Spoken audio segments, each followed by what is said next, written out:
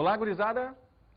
E hoje nós continuamos a nossa viagem insólita pelo reino dos animais, né? Nós, infelizmente, nós não temos muito contato com o ambiente marinho, o fundo do mar. E é por isso que a gente está aqui, para a gente procurar desvendar um pouco desses mistérios, né? Afinal de contas, quem é que tem pulmão suficiente para poder mergulhar, para poder até mesmo abrir os olhos com clareza e ver os seres que estão mergulhados, que estão inseridos nesse meio que é tão difícil, e ao mesmo tempo tão bonito e que para alguns causa fascinação, outros causa angústia. Então é para isso que hoje nós vamos ver as esponjas e vamos ver também os quinidários. Vamos começar pelas esponjas, que são seres que até hoje causam uma certa controvérsia entre os biólogos. São animais verdadeiros ou não são animais verdadeiros? Em todos os casos, nós chamamos eles de animais parazoários. Por quê? Porque eles não possuem uma formação certa, uma formação fisiológica, uma formação do que nós chamamos de tecido. E é muito importante que a gente não confunda as esponjas que vivem no mar com esse tipo de esponja aqui, ó, que é a esponja sintética, polímeros derivados do petróleo. Essa esponja que a gente usa aqui, gente, não são as esponjas que nós encontramos no mar, né? Aliás, da onde vem a denominação esponja, né? O filo dos poríferos é chamado dessa maneira porque tem o seu corpo todo permeado por o que nós chamamos de poros. E daí, então, o seu nome, poríferos. Bom, então como é que são formados os corpos desses animais? Se eles não formam tecido, se eles não possuem nenhum tipo de sistema, são animais que nós chamamos animais de formação colonial. É uma agregação de células diferentes que agem de maneira independente e que, da maneira que lhe é conveniente, troca substâncias, troca nutrientes, troca gases entre si, fazendo com que haja um único corpo, ou o que aparenta ser, na verdade, um único corpo. Então, fica essa dicotomia entre, bom, é uma célula o porífero ou é um conjunto de células que se agregam formando o que parece ser um corpo? Na ecologia, a gente pode debater um pouco mais a respeito desse assunto quando nós formos falar das formações chamadas de colônias, que são aquelas relações, né, intraespecíficas. Os poríferos são animais que nós chamamos de animais diblásticos. O que é um animal diblástico? É um animal que lá na sua origem embriológica possui apenas 2 folhetos embrionários.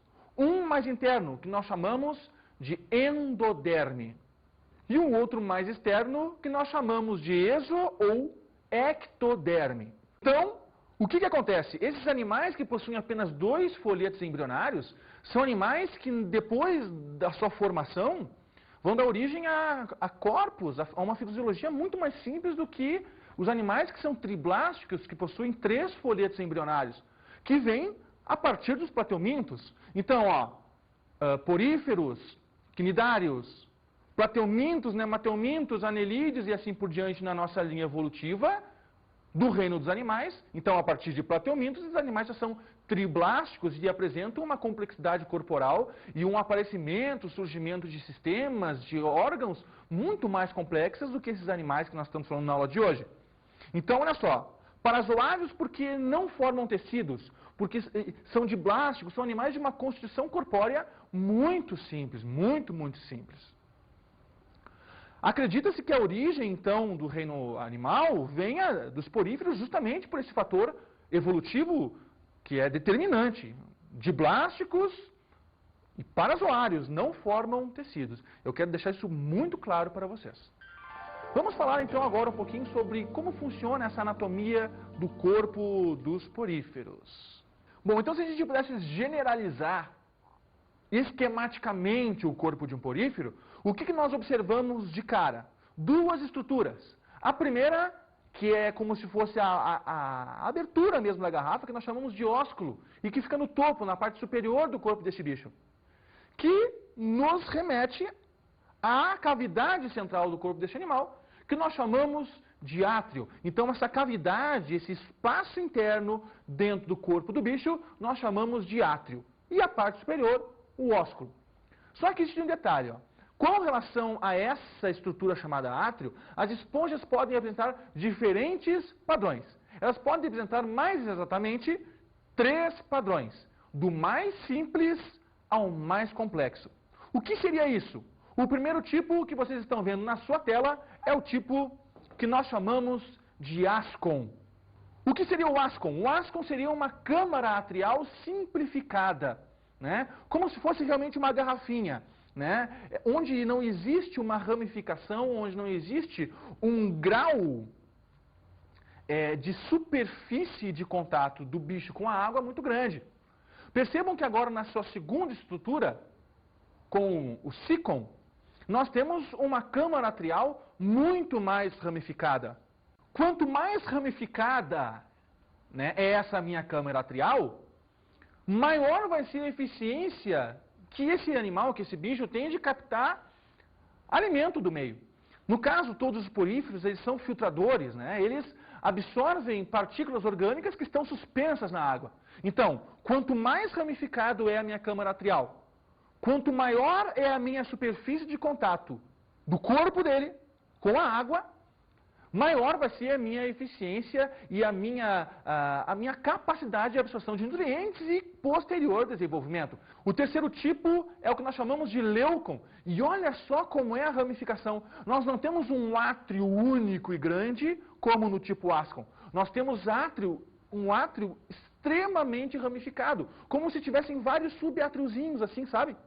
Então, o que acontece? Uma superfície de contato do corpo do animal muito maior com o seu meio em relação ao tipo Sicom e ainda mais com relação ao tipo Ascom.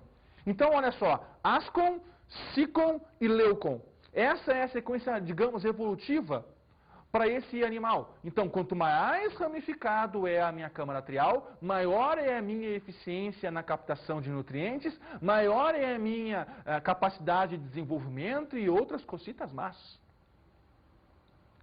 Bom, falando um pouco agora com relação a como é a anatomia deste animal. Nessa imagem que está no seu vídeo, nós podemos, de forma esquemática, mostrar para vocês algumas células que compõem o corpo deste animal. De fora para dentro, nós temos pinacócitos que revestem. Nós temos as espículas que dão sustentação.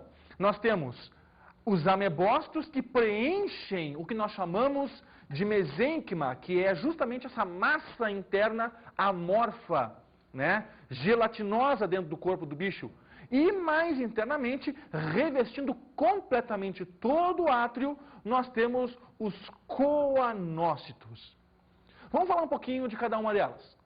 O primeiro tipo é o que nós chamamos de pinacócitos. Os pinacócitos, gente, são células aplainadas, achatadas e que têm, logicamente, um revestimento ou de sílica ou de carbonato de cálcio para justamente proporcionar proteção e uma certa sustentabilidade para este animal. Depois, nós temos os porócitos. Os porócitos, gente, imaginem como se fosse aquele salgadinho de tubinho. Sabe aquele salgadinho de tubinho? Então, são células que atravessam da parte mais externa do corpo do bicho até o nosso amiguinho átrio. Então, esse porócito, gente, serve justamente para quê? Para que a água passe de fora para dentro do corpo do bicho. Um detalhe super importante que eu preciso falar para você, gente. Olha só. O corpo desse animal, como ele é séssil, o que acontece? Como é que ele busca esse alimento? Ele faz com que a água passe pelo seu corpo. Como é que a água vai entrar dentro do seu corpo? Justamente pelo nosso porócito. Então, o porócito, gente, é uma célula que tem justamente esse formato de tubo onde a água passa pelo seu centro, levando a água do meio externo para dentro do átrio. Depois vem as células que nós chamamos de amebócitos. Os amebócitos são células amorfas, sem forma, e que têm função de preenchimento dessa estrutura que eu chamei e falei para vocês, chamada de mesogleia. Os amebócitos também têm uma função super importante no futuro na reprodução, porque vão dar origem aos gonócitos, que vão dar origem aos gametas. Então os amebócitos são o que nós chamamos de células coringa dessas esponjas, né? Tendo então função de preenchimento e sendo responsável pela originação, pela origem de outras células do corpo deste animal. Bom, então agora nós temos as espículas. As espículas, como você está vendo no seu vídeo, elas podem ter formas diferentes. né? Elas podem ser chamadas de monoaxonas, quando elas têm um formato de palito mesmo, de bastão. Elas podem ser chamadas de tetráxons, né? Exatamente pela forma de 4 pontas. Elas podem ser chamadas de triaxonas, justamente pelas 3 pontas. E podem ser chamadas de poliaxons, quando essas pontas são muito numerosas, quando nós temos, enfim, uma forma quase estrelar, então, de organização. E por último, talvez a célula que mais caia no vestibular, né? A célula chamada de coanócito, que você também está vendo no seu vídeo. O coanócito, queridos amigos, tem a função de alimentação. Os coanócitos têm uma função de filtragem da água. Eles possuem um flagelo. E para que serve, afinal de contas, esse flagelo? Lá na citologia, você deve lembrar que quando a gente fala de cílios e flagelos, nós falamos que a função deles é a movimentação ou da célula, quando móvel, como, por exemplo, o espermatozoide, como, por exemplo, nos paramécios, os cílios têm uma função de locomoção, ou se a célula é fixa, de fazer com que o meio se movimente, passe por ela. Então, o que vai acontecer? Esse flagelo, pelo seu movimento, ele vai fazer com que a água se movimente. Então, percebam o que vai acontecer. O porífero tem um corpo todo recoberto por poros. Dentro da sua câmara atrial existem centenas de milhares de coanócitos, cada um com seu flagelo. E todos os flagelos batendo ao mesmo tempo. O que vai acontecer? Essas centenas de milhares de flagelos batendo vão provocar um movimento na água que vem de fora para dentro, que vem nessa direção aqui, ó. Então a água ela vem de fora para dentro, entra no átrio e do átrio ela sai numa direção pelo ósculo. Fatalmente as partículas orgânicas que estão suspensas nessa água, elas vão ser capturadas, elas vão ser fixadas por esse flagelo. Então olha só, a partícula vem, toca no flagelo e ele pelo próprio movimento flagelar vai carregando essa partícula orgânica para o contato com o seu citoplasma, quando de repente, não por mágica, mas por um fenômeno chamado fagocitose ou pinocitose, ela é finalmente englobada pelo coanócito. Gente, os coanócitos então fazem o que nós chamamos de uma digestão intracelular.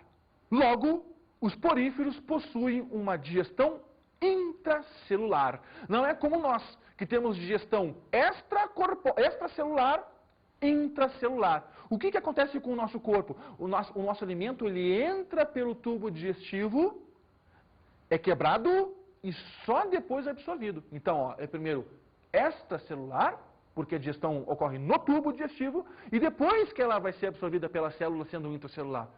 Nos poríferos, não. Não existe um tubo digestivo, não existe um sistema digestivo nesse animal. Existe uma câmara que capta esse alimento pelo movimento flagelar. Mas a digestão mesmo vai se dar no coanócito por fagocitose ou por pinocitose. Bom, e as outras células como é que elas se alimentam? Se alimentam por difusão. O coanócito, no momento que ele se alimentou, ele passa as suas sobras por difusão ou por osmose, né, pelos movimentos passivos ou ativos, para as células vizinhas. E assim as células vão se alimentando. Agora percebam um detalhe da coisa. Lembra da nossa subdivisão de câmara atrial, ascon, sícon e leucon? Então, quanto mais complexa é essa minha câmara atrial, maior vai ser a quantidade de coanócitos que eu tenho realizando essa digestão. Logo, melhor as chances de todas as células do meu corpo, do corpo do porífero, receberem uma quantidade maior de alimento e maior vai ser o desenvolvimento desse corpo, desse porífero. Eu acho que ficou bem claro o que eu quis dizer para vocês, né? Então, quanto mais ramificado, quanto mais complexo é o meu átrio, mais coanócitos eu vou ter, maior a absorção de matéria orgânica eu vou ter, maior a chance de que todas as células que fazem parte dessa colônia se alimentem, maior o corpo do meu bicho. Beleza? Eu acho que com relação à anatomia era isso. Com relação à reprodução desses animais, eles podem fazer reprodução sexuada e reprodução assexuada. A reprodução sexuada, ela pode ser, e é na maioria das vezes, monóica. Mas existem espécies que são dioicas. Monóicas, animais hermafroditas, dioicas ou dioicos, animais que têm os sexos separados, corpo masculino e corpo feminino.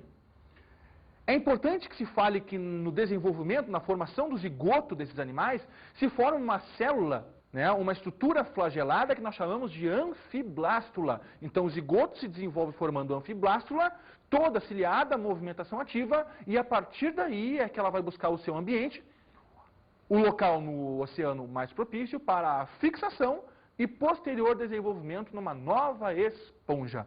Com relação à reprodução assexuada, as clássicas, brotamento ou fragmentação. A gente pode pegar a esponja e esfarelar. Cada farelinho vai dar origem a uma nova esponja. Elas têm um poder de agregação fantástico. Então, a reprodução, talvez mais comum no ambiente, seja mesmo a reprodução assexuada. Algum animal fugindo, escapando do outro, bateu num porífero, fragmentou, formação de novas esponjas. Vejam essas imagens. A gente consegue perceber nitidamente a presença, então, desse orifício na parte superior do corpo do bicho, que nós chamamos de ósculo. Esse, então, é uma grande esponja, né, em comparação com o corpo de um mergulhador. A outra imagem, uma outra esponja, né, onde vocês podem observar, então, que existe uma interação desses animais com outros e a própria natureza. Ali a gente vê que passa um peixe por perto. Então, o que acontece? Nós falamos que esses animais não possuem tecidos e não possuem sistemas como consequência. Como é que funciona, então, a respiração? A respiração, ela é por difusão. E como é que funciona a excreção? Da mesma forma, por difusão. Então, o que acontece? Excreção, difusão, circulação, respiração, tudo isso é por difusão, que é essa troca direto de cada uma das células com o ambiente. Bom, agora vamos dar uma olhadinha numa enquete que a gente fez nas ruas, perguntando, afinal de contas, você já foi atacado por uma medusa? Fala aí! Quando você vai no litoral, você já viu alguma medusa? Cara, nunca vi uma medusa. Uma água viva. Uma água-viva, sim. Sabe dizer o que acontece quando a gente toca o corpo delas? Depende da água-viva, né? Algumas podem queimar, outras acho que não. Quando vocês forem ao litoral, vocês já viram alguma medusa? Não. Não. E uma água viva? Não. Água viva já. Já. Sabe dizer o que acontece quando a gente toca elas? Queima a pele. Queima. Queimadeira feia? Muito feia. Você já levou alguma queimadura? Queimadura? Já. O senhor, quando foi no litoral, já viu alguma medusa ou água viva? Já. Sabe dizer o que acontece quando a gente toca o corpo delas? A gente se queima, né? Queima a pele. Água viva já. Já? Já. O que aconteceu quando ela queimou, quando ela atingiu o seu corpo? Queimou, ficou ardendo. Aham, ficou vermelho.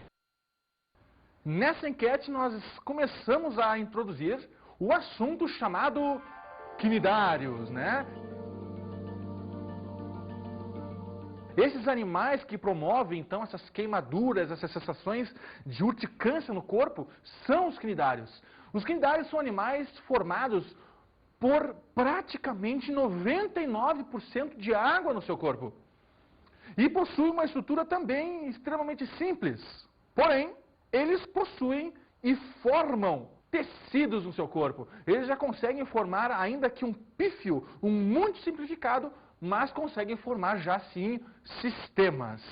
Então nós temos dentro dos cnidários 3 subdivisões.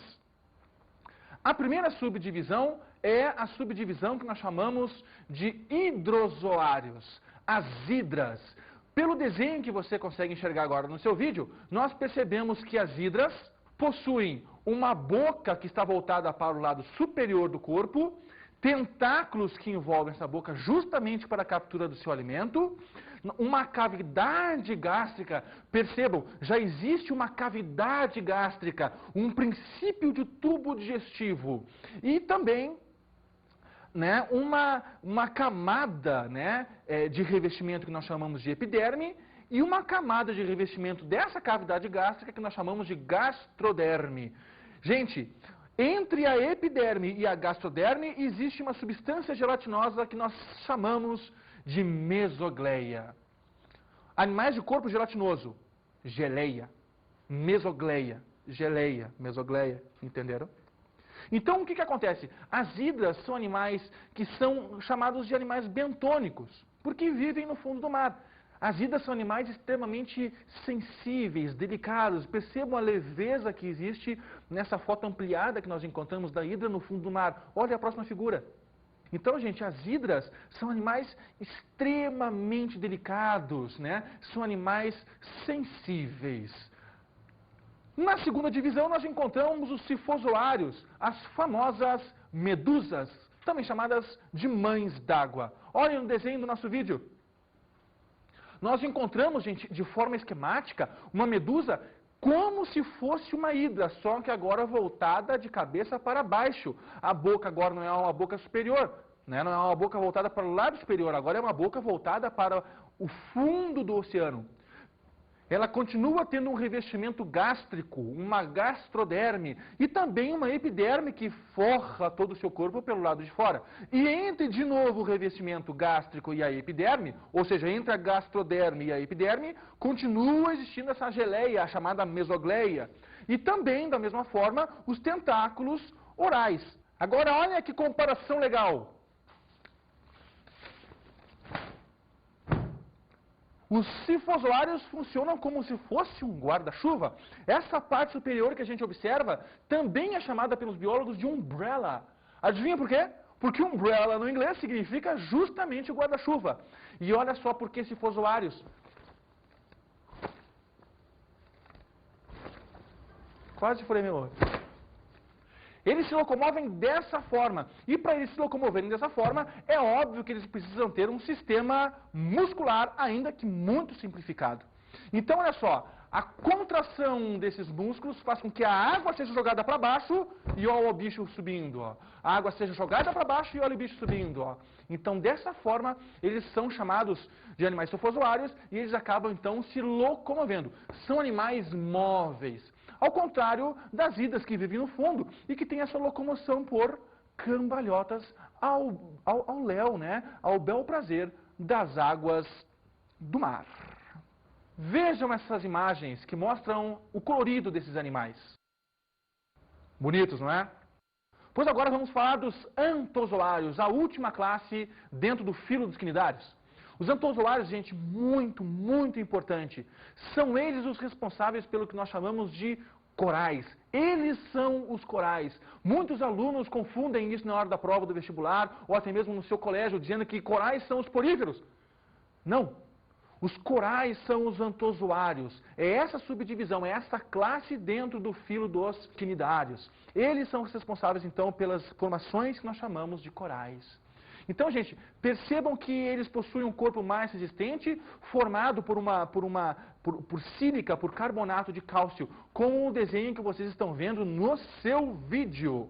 Você vê apontado a estrutura que nós chamamos de faringe, né, que é uma dobra para dentro ou parte da cavidade gástrica desse animal. Então, gente, os antozoários têm como característica também os tentáculos, também uma boca voltada para o lado superior, mas principalmente, gente, gravem a presença dessa faringe no corpo deste bicho. Gente, os corais formam estruturas, né, que são muito grandes no fundo do mar. Acredita-se que o maior ser vivo do mundo esteja na costa da Austrália, formando o maior recife de coral existente no planeta. E por que um animal só? Justamente pelo tipo de reprodução que esse animal tem, que daqui a pouco a gente fala. É importante, gente, vocês se darem conta de que a respiração desses animais ainda é uma respiração por difusão, porque eles ainda não possuem esse sistema. Da mesma forma, a excreção também é por difusão, porque eles ainda não possuem esse sistema. Mas a digestão, não. A digestão, como eu já falei para vocês, já existe uma presença de um saco digestivo. Não é um tubo digestivo, é um saco digestivo. Ou, para quem ainda quiser a minúcia, um tubo ou um saco digestivo incompleto, porque só possuem boca, ainda não possuem ânus. São animais protostomados porque o blastóporo, lá na origem embrionária, dá origem à boca. Bom, nessa cavidade digestiva, então, a digestão passa a ser extracelular e depois intracelular. E a captura deste alimento se dá por células que nós chamamos de quinidoblastos. Gente, o filo quinidário é caracterizado justamente pela presença desses quinidoblastos, que são células que produzem uma substância altamente urticante, que é responsável pela sua queimadura na época de verão, quando você mergulha em águas quentes. Esses animais, eles não têm qualquer senso de localização, eles não possuem um sistema nervoso complexo como o nosso, com a presença de cérebro, não. O sistema nervoso desses animais é um sistema difuso. O animal não tem consciência nenhuma do que está fazendo, ele está lá na água, se movimentando. Quando, de repente, gente, pela transparência, o banhista ou o animal não percebe a presença deste bicho e acaba, sem querer, se enredando nos longos tentáculos deste animal. A captura se dá ao acaso. Mas o que existe nesses tentáculos? Justamente a presença desses quinidoblastos. Vejam no vídeo de vocês a figura deles antes e depois do toque. Os quinidoblastos são células justamente especializadas em defesa e em ataque deste animal, que funciona de forma involuntária.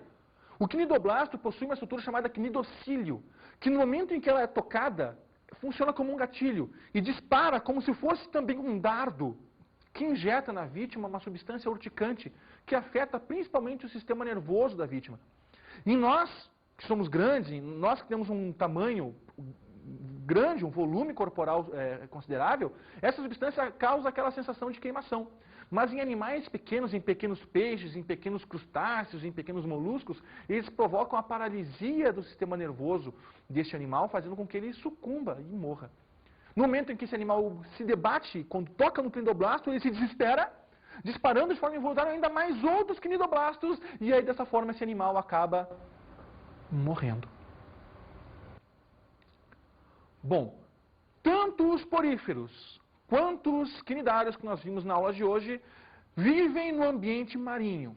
Vivem em ambiente marinho de águas quentes, porque quanto mais quentinha a água, maior vai ser a produção de matéria orgânica. Por quê? Quanto mais quentinha a água, maior vai ser a minha fotossíntese feita pelas minhas algas, que são os seres produtores. Quanto mais quentinha, mais matéria orgânica, mais disponibilidade de alimento, maior então a condição de desenvolvimento tanto dos poríferos quanto dos quinidários. Dos poríferos por uma relação direta, matéria orgânica decomposta na água.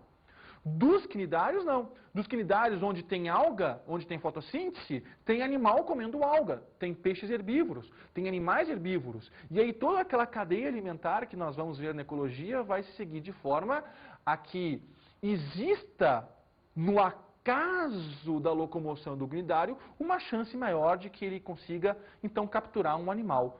Vejam agora esse pequeno trecho do filme Procurando Nemo, onde a gente vai ver o acaso das mães d'água, das águas vivas, na captura do seu alimento. Ruim já vai melhorar, mas agora a gente já sabe, né? Que a gente não pode tocar nelas outra vez. Vamos agradecer por ela ser pequena. Não se mexa! Agora ficou feio, Dory. Aí, olha essa! Boing, boing, Dory! boing. Dory! Não me pega! Não pula na parte de cima! Elas não... estão queimando. A parte de cima não queima, é isso aí! Duas de uma vez, vai melhor! Presta atenção, eu tive uma ideia, uma brincadeira. Brincadeira? É. Ah, eu adoro brincar, escolhe! Tá, vamos brincar.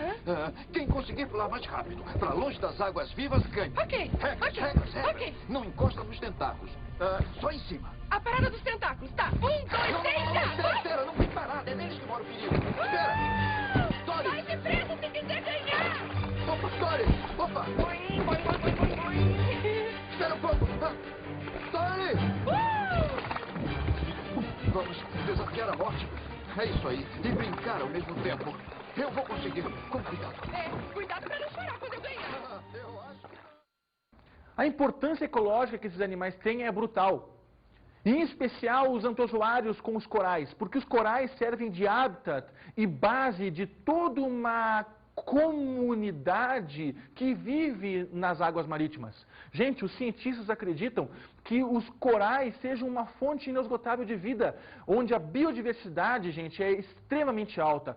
São considerados verdadeiros biomas terrestres, onde os corais servem de fixação para algas e as algas servem como produção, né, como elementos produtores para toda uma cadeia alimentar, toda uma cadeia ecológica que vem justamente da fixação delas nesses corais aí.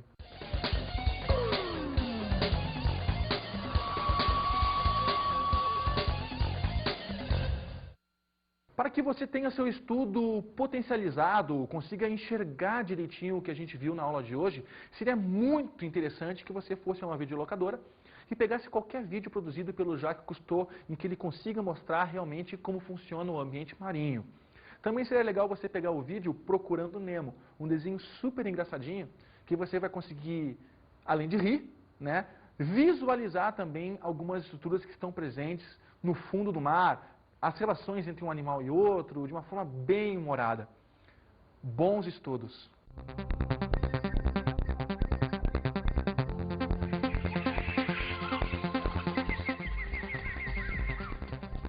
Na aula de hoje estudamos as esponjas ou parazoários. Animais que não formam tecidos, muito simples. Vimos a anatomia dos poríferos. E a sua subdivisão do mais simples ao mais complexo, ascon, sicon e leucon. Conversamos sobre a reprodução sexuada e a assexuada. Na sua maioria monóicos e algumas espécies dioicas, formação do zigoto e a anfiblástula. E analisamos os quinidários. Animais com corpo 99% água praticamente, subdivididos em hidrozoários, cifozoários e antozoários e que possuem a célula chamada quinidoblasto, que nos injeta aí nas suas vítimas uma substância urticante que nos provoca queimaduras. Bons estudos!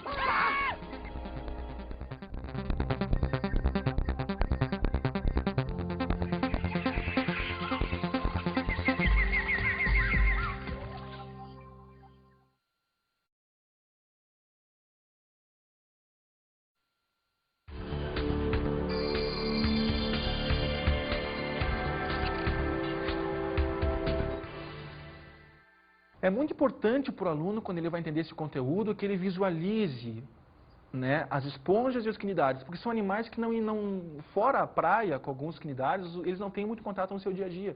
Então, quando a gente mostra vídeos, quando a gente mostra fotos, exemplos concretos para o aluno, ele consegue, então, criar um link, ele consegue se identificar um pouco mais com o animal que ele está estudando. E dessa forma, o estudo não se torna tanto uma decoreba, mas muito mais um entendimento. Quando a gente consegue contextualizar esse animal no seu hábitat e a sua função. Então, um cuidado todo especial quando for dar esse conteúdo para que não fique na decoreba do livro de célula, função e ponto final. Contextualizar, eu acho que é a chave do sucesso para que o aluno consiga entender essa matéria com sucesso.